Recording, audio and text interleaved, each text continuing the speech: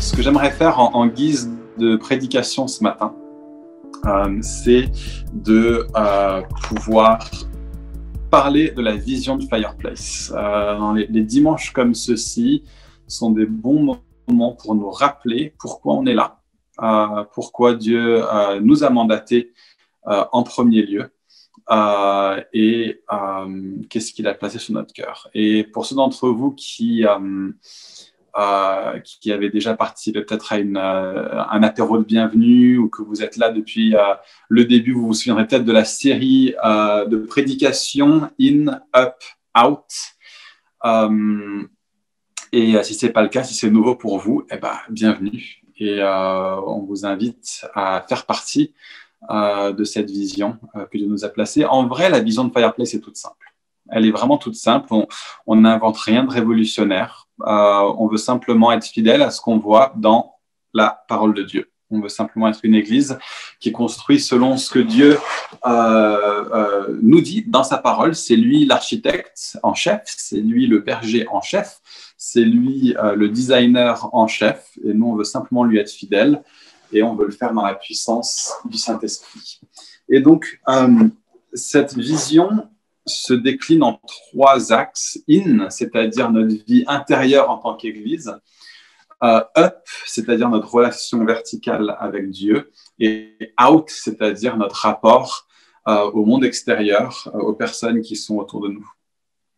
Et il y a un passage qui le résume très, très, très bien, qui inclut ces 3 dimensions. Et donc, je vais simplement le lire. C'est Matthieu 5, verset 16. C'est Jésus qui parle et qui dit « De même que votre lumière brille aux yeux des hommes, pour que, en voyant vos bonnes actions, ils rendent gloire à votre Père qui est aux cieux. » Ce texte a tout dedans. Il parle en premier lieu de nos bonnes actions, que les gens puissent voir notre lumière qui brille. Alors, qu'est-ce que c'est que la lumière du peuple de Dieu qui brille? C'est tout simplement le peuple de Dieu qui agit selon ce que le peuple de Dieu devrait agir. Et selon le commandement qu'on a reçu de la part de Jésus, aimez-vous les uns les autres. Niki en a parlé la semaine dernière, que ce commandement de nous aimer les uns les autres est la bonne œuvre principale que Dieu demande de nous. Comment, fondamentalement, est-ce qu'on cherchera à avoir des gens qui rendent gloire à Dieu, notre Père qui est aux cieux? La façon principale pour les gens de voir qui Dieu est, c'est de voir le peuple de Dieu en train d'être une manifestation de qui Dieu est. Et la meilleure façon pour nous de faire ça, c'est de nous aimer profondément les uns les autres. Et donc, on parle de Fireplace comme étant une communauté ou une famille de croyants qui s'aiment les uns les autres, qui vivons dans des relations où on cherche à être bienfaisants les uns vis-à-vis des autres, à étendre envers les autres la grâce qu'on a nous-mêmes reçue. Et on cherche à être une communauté d'hommes et de femmes qui manifestons, pour autant que ça nous est possible, et bien sûr on le fait imparfaitement, mais qui cherchons à manifester le type de relation qui existe d'abord en Dieu, entre le Père, le Fils et le Saint-Esprit, et puis que Dieu manifeste sur nous en tant qu'humains. Et donc il y a cette première chose qui est qu'on est appelé à nous aimer les uns les autres profondément. On est appelé à avoir une lumière interne, puissante et qui brille, à avoir des bonnes actions. Mais ça ne s'arrête pas là. On parle beaucoup des relations cette année à Fireplace. On sentait que c'était quelque chose d'important, d'une part dans le contexte du confinement, d'autre part dans le contexte d'une église qui est pas mal en croissance au cours des derniers mois, de pas mal de nouvelles personnes, où on voulait vraiment s'assurer que nos liens en tant que communauté soient forts les uns avec les autres, les uns envers les autres. Donc on parle beaucoup des relations cette année, mais dans un sens, les relations ne sont pas une fin en soi.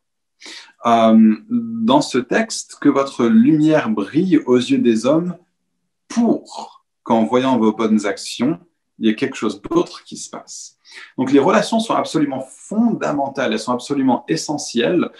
C'est le cœur de ce qu'on est appelé à être en tant qu'Église. Si on n'arrive pas à avoir des bonnes relations les uns avec les autres, alors tout le fondement de l'Église est totalement bancal, tout le fondement de l'Église est totalement de travers et on ne pourrait même pas vraiment dire de nous-mêmes qu'on est une Église selon ce que Dieu cherche à bâtir. Nos relations sont absolument essentielles, mais il y a quelque chose d'autre qui est en vue.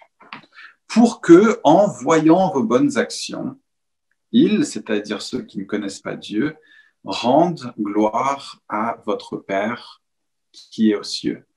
Il y a une interface de l'Église avec les personnes qui ne connaissent pas Jésus. On est appelé à être une démonstration visible de ce que c'est que de croire en Jésus, que d'être le peuple de Dieu, que d'être des disciples de Jésus. Et on est appelé à le faire de façon visible, de façon audible, de façon pertinente pour ceux qui ne connaissent pas le Seigneur. Et qu'est-ce qui est en vue? Qu'est-ce qui est en vue dans notre rapport aux personnes qui ne connaissent pas Dieu? Eh bien, c'est qu'ils rendent gloire à votre Père, qu'ils rendent gloire à notre Père. Donc, notre volonté première en tant que chrétien, notre volonté première en tant que disciple dans notre rapport avec ceux qui ne connaissent pas Jésus, c'est de leur présenter Jésus. C'est de leur présenter Jésus qui leur révèle le Père, c'est de les conduire à avoir une relation avec Dieu. L'enjeu final, c'est qu'ils se mettent à glorifier Dieu. Comment peut-on glorifier Dieu si on n'a pas déjà une relation forte, une communion avec Dieu?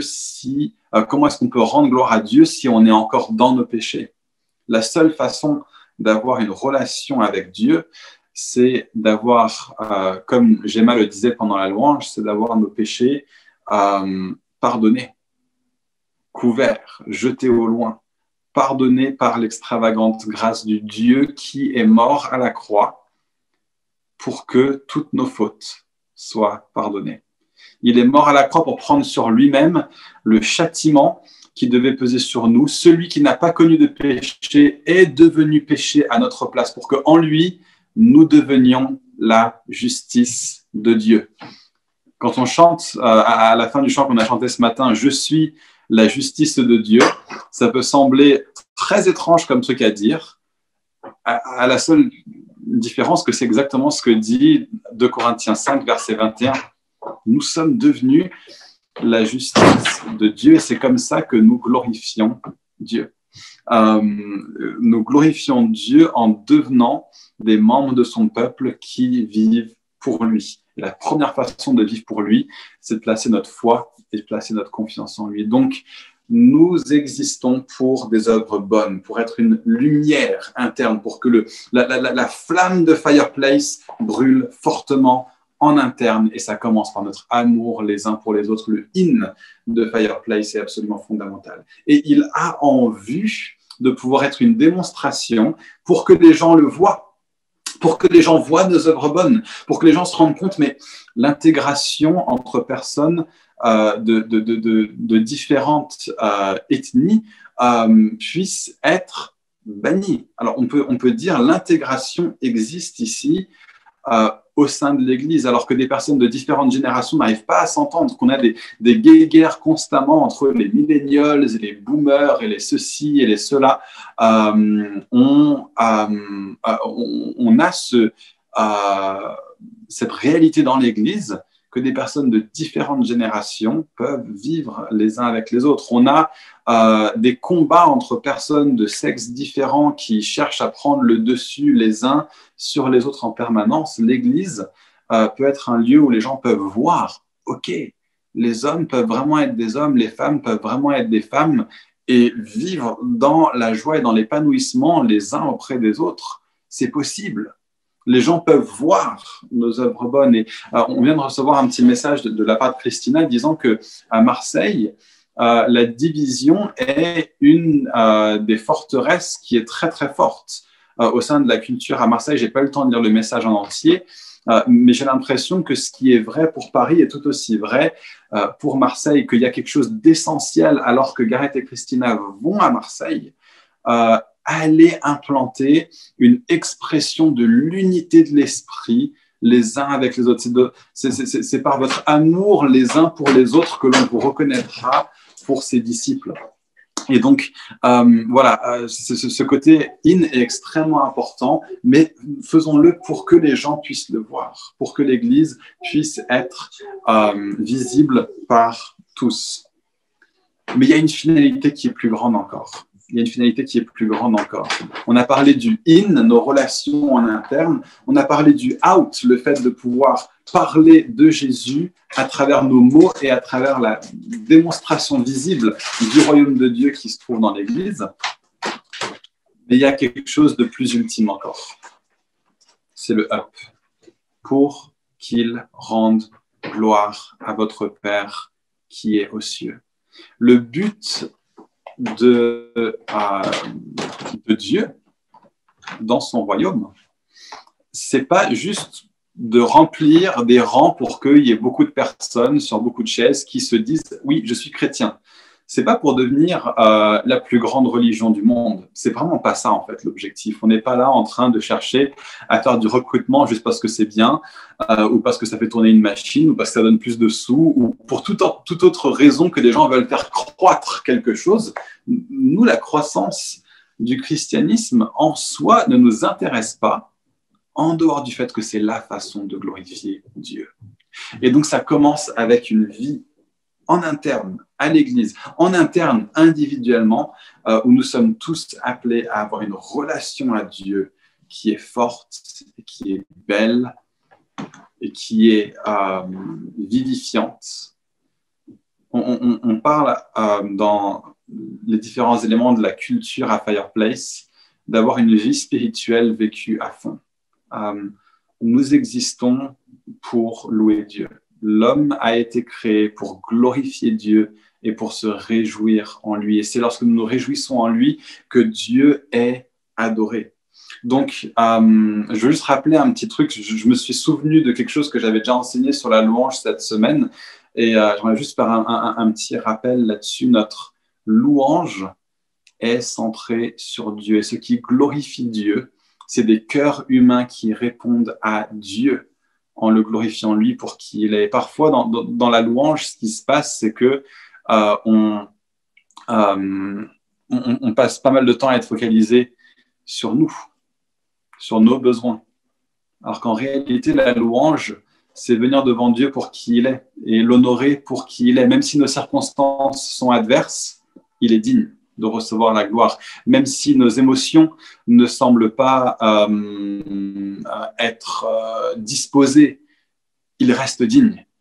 Et quand on regarde les chants de louange dans le Nouveau Testament, les chants de louange sont focalisés exclusivement ou presque exclusivement sur Dieu et sur qui il est et sur sa nature et sur sa personne. Tu es digne, Seigneur, de recevoir la gloire, la louange, l'adoration. Colossiens 1, le Fils est l'expression du Père. Tout ça, c'est un chant de louange à la base que Paul a juste retranscrit. Éphésiens 1, qui parle de la majesté de Jésus. Toutes ces choses-là sont des chants de louange primitifs.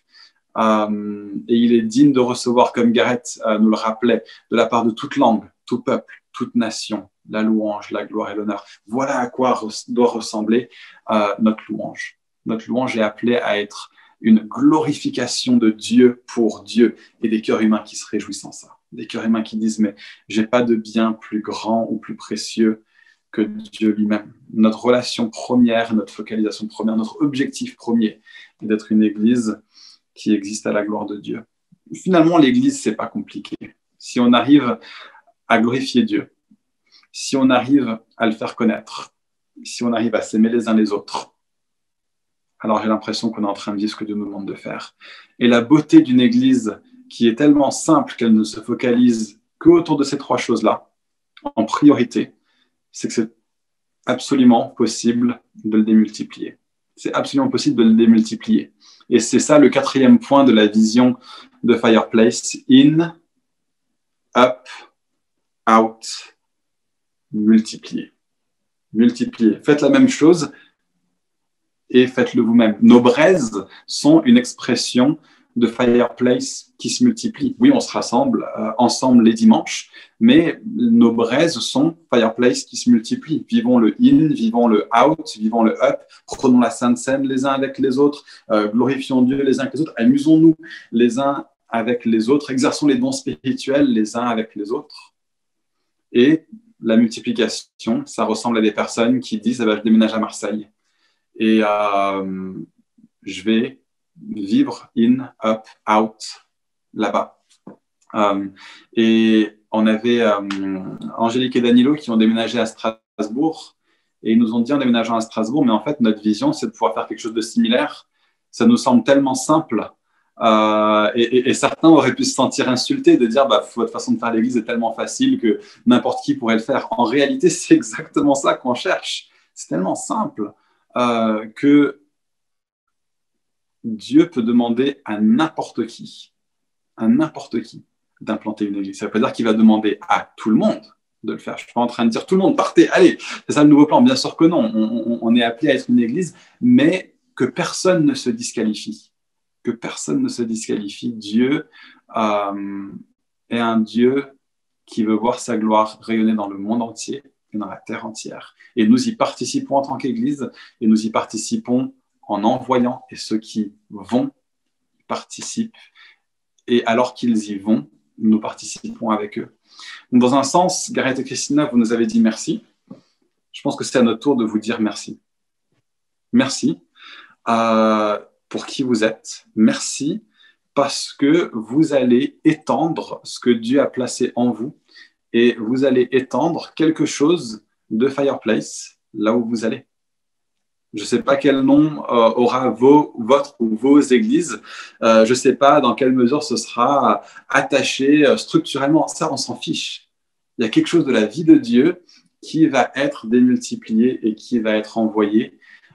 Et dans un sens, ce qu'on fait à Paris, à travers vous, il y a un petit quelque chose de nous qui va avoir un impact au-delà de là où on est. De la même façon qu'un ADN se démultiplie, on est vraiment, vraiment reconnaissant que vous puissiez être les ambassadeurs de Jésus avant tout, mais aussi nos ambassadeurs. À Marseille, c'est un vrai, vrai privilège. Donc, on veut vous dire vraiment merci et on est honoré de vous connaître et on a hâte de voir ce que Dieu va faire à travers vous. Donc, voilà, c'est avec fierté qu'en tant que Parisien, je dis Marseille, je t'aime. Et vraiment, on a hâte d'entendre les nouvelles de ce que Dieu va faire à travers vous. Et on espère vous partager aussi les nouvelles de ce que Dieu continuera à faire à travers nous. Donc voilà, que Dieu bénisse chacun d'entre nous ici, que Dieu bénisse la grande et belle ville de Paris, que Dieu bénisse la grande et belle ville de Marseille. Au nom du Père, du Fils et du Saint-Esprit.